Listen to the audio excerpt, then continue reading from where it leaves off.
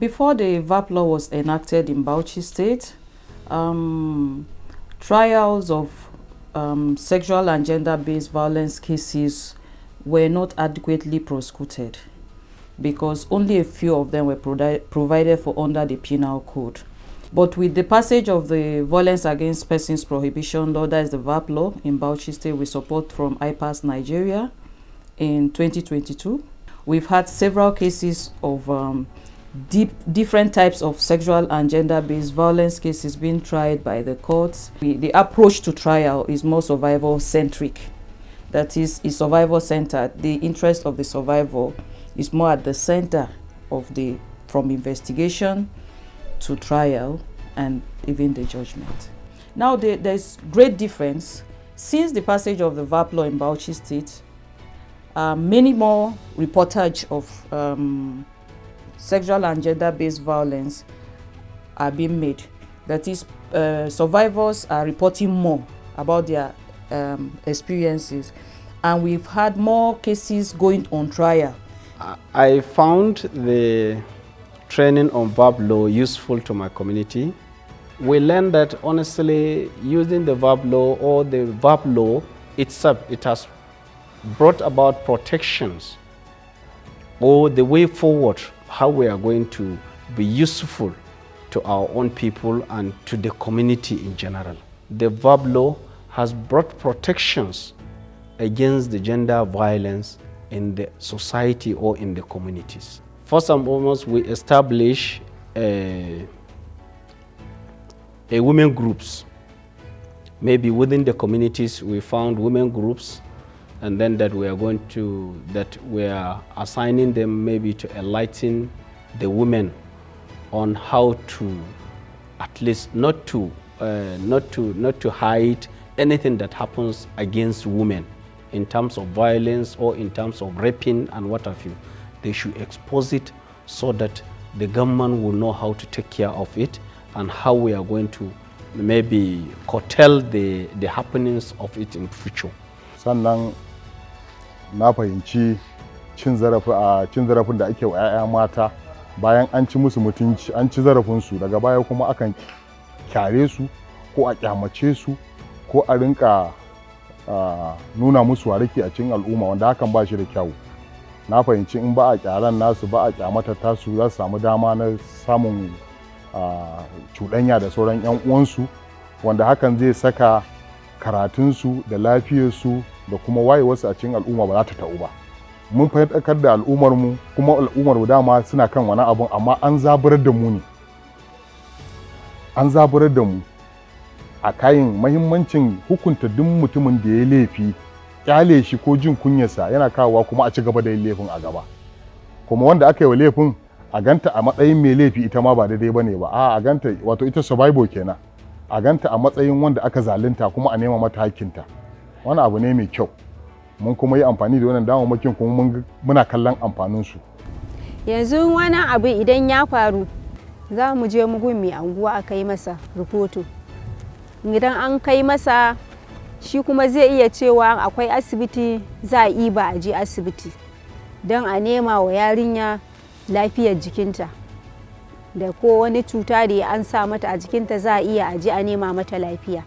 To daga nan shi kuma tunda akwai wannan abu kungiya da ta zo ta, shi kuma zai dauka ya kai rahoto gunsu, gun manyan da za su kare na lafiyar ƴaƴayenmu gaba ɗaya. Gashi yadda na faɗa ma daga baya, yadda aka rufe zancen, shikenan kuma maganar ta wuce. Amma yanzu zuwan wannan IPAS ɗin da suka zo, mun ji daɗi sosai, saboda yanzu ba wani layin da an irin wannan abu idan ya faru za a rufe shi, babu zancen rufewa, za a je a ɗauki hukunci ne akan wanda ya aikata wannan abu. Kamar yanzu ana samun saɓani a gudun iyayenmu mata wanda suke ɗora 'ya'yansu talle, idan suka kai talle su ce musu idan yaro bai sayar ba ya je ya siyar, ko da a ce zai samu musu kuɗi ko ta wace hanya ce, su dai kawai kuɗi suke bukata.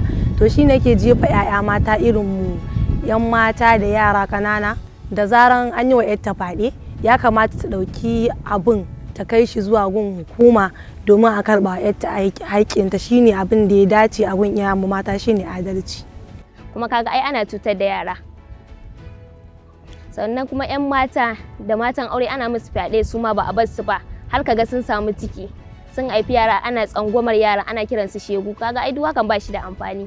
Hakan yana ban tsoro sosai, saboda wani zaka gani yarinya ce karama haka bata fi shekara 3 ba, amma zaka ga an mata fyaɗe, kuma zaka ga har ta samu matsala daga lafiyarta, har wasu sukan yi yoyon fitsari da wani dai jinyoyi kamar haka.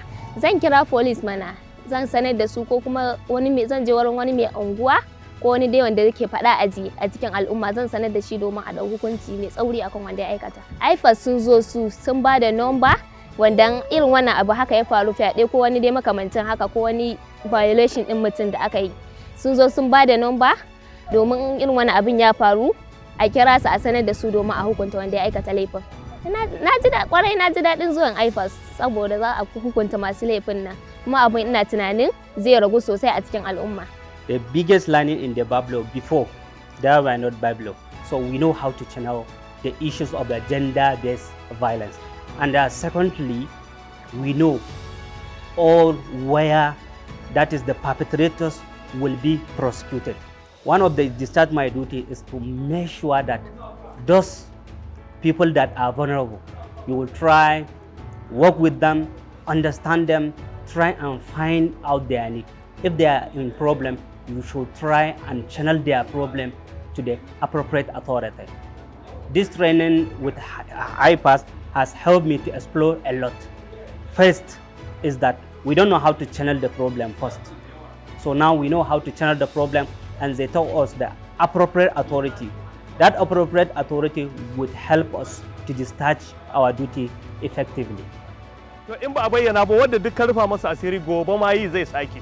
Amma in aka kai shi aka hukunta shi, to gobe in zai tana da hukuncin da aka yi. Wani kuma in ya gani abin da aka yi wancan, to zai zama example a gare shi, ba zai yadda ya aikata. In Allah ya yarda duk inda muka ga an yi wannan ba daidai ba, ko dare ko rana, muna da lambobin waɗanda ya kamata mu kira, za mu kira lambobin su domin mu ga cewa an zo an kama su. In kuma an kama su mu tabbatar ana hukunci.